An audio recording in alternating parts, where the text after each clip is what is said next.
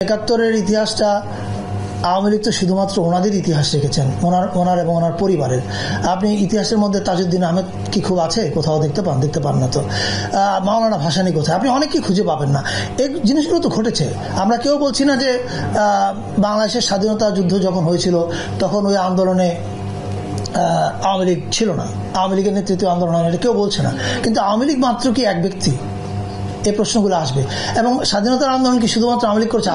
আরো অনেকে ছিল, তাদের ভূমিকা কোথায়? এই প্রশ্নগুলো তো আছে, এটা আমার বলবার কোনো অপেক্ষা রাখে না। আপনার কিছুদিন আগে বদরুদ্দিন ওমরের একটা খুব সুন্দর ইন্টারভিউ ছাপা হয়েছে, আপনারা সেটা পড়লে দেখতে পাবেন যে উনি স্পেসিফিক্যালি বলেছেন কিভাবে মুক্তিযুদ্ধটাকে একটা পরিবারের মধ্যে নিয়ে আসার মাধ্যমে এটার সর্বজনীনতা ক্ষুণ্ণ হয়েছে। আমরা শুধু না, আমি বিশ্বাস করি আমরা এবং আমাদের পরে যারাই আসবেন নির্বাচিত সরকার, এই ভুলটা আর কেউ করবেন না। বাংলাদেশ সকলের ইতিহাস, সকলের জাদুঘর, সকলের ইতিহাসটাই থাকবে ওখানে। এই যে জাদুঘরগুলোকে আমরা আধুনিকায়ন করব, মডার্নাইজেশন হবে, শুধু জাতীয় জাদুঘর না, এর অধীনে আরো অনেকগুলো জাদুঘর আছে। এই কাজে নেতৃত্ব দিবে কে? আমাদেরকে আগে লিডার খুঁজে বের করতে হবে যে কে এটা নেতৃত্ব দিবে। আমি তো এটা এক্সপার্ট না, বা আমার এটা কাজও না। তখন আমরা খোঁজার চেষ্টা করেছি যে কাকে আমরা পেলে পরে উনি এই আধুনিক মিউজিয়াম সারা দুনিয়াতে কিভাবে পরিচালিত হচ্ছে এবং আমাদের এখানে যা আছে সেটাকে আমরা মডার্নাইজ করতে হলে কি কি লাগবে, কি কি করলে পরে এটা এখনকার সময়ের সঙ্গে প্রাসঙ্গিক হবে। মানে যেমন আমরা আপনাদেরও সবাই নিশ্চয়ই কাজিনরা যখন এমনকি ব্যাংকক বা আশেপাশের কোনো দেশেও যায়, দেখবেন যে ওদের মিউজিয়ামে আগে যায়। তো আমাদের এখানেও এই অভ্যাসটা কি করে চালু করানো যায়, কি কি মডার্নাইজেশনের জায়গায় আমরা পিছিয়ে আছি, এই জিনিসগুলো নিয়ে কাজ করবার জন্য আমাদের একজন লিডার প্রয়োজন ছিল।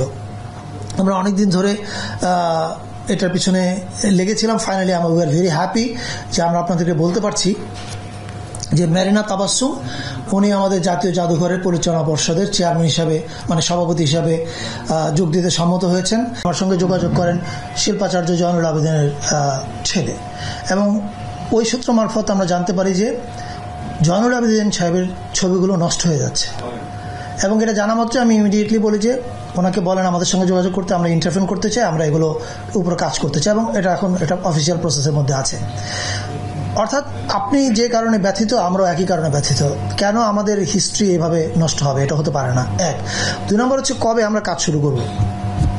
আমার ধারণা আর মানে এই সপ্তাহের মধ্যেই কমিটিটা পুনর্গঠন হয়ে যাবে। আতর সাহেব এটা টেক ওভার, মানে লুক আফটার করছেন।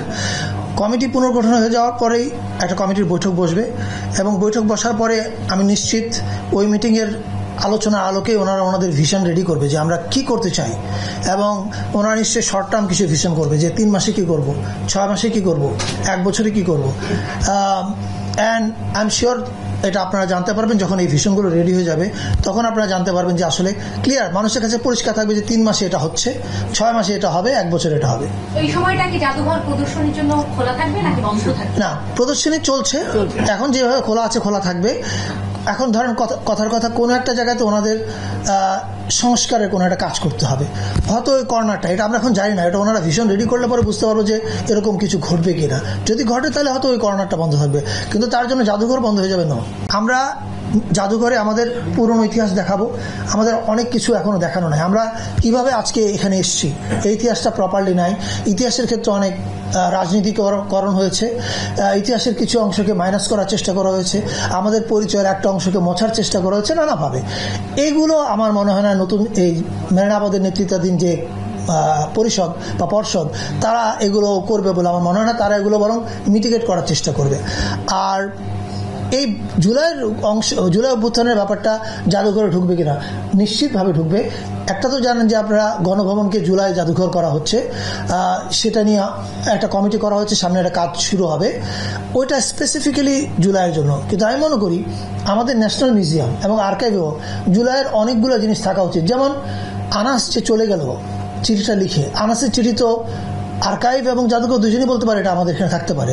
দেয়ার ক্যান বি জুলাই কর্নার। আমি নিশ্চিত এগুলো নিয়ে ওনারা কাজ করবেন। বন্ধু একটা পার্ট হিস্ট্রি না, নিশ্চয়ই হিস্ট্রির পার্ট। এটা নিয়ে আজকে আমি উত্তর দিতে চাচ্ছি না এই কারণে, কারণ এটা নিয়ে উত্তর দিতে গেলে আমাকে অনেক বিস্তারিত কথা বলতে হবে। এটা নিয়ে উত্তর দিতে গেলে প্রসঙ্গটা অন্য অনেক দিকে চলে যাবে। আইকনাইজেশন কিভাবে ফ্যাসিজমকে হেল্প করেছে, অনেকগুলো প্রসঙ্গ আসবে। সো এই প্রশ্নের উত্তর আমি আরেকদিনের জন্য তোলা থাকে। আজকে আমরা শুধু জাতীয় জাদুঘরের প্রসঙ্গ থাকি।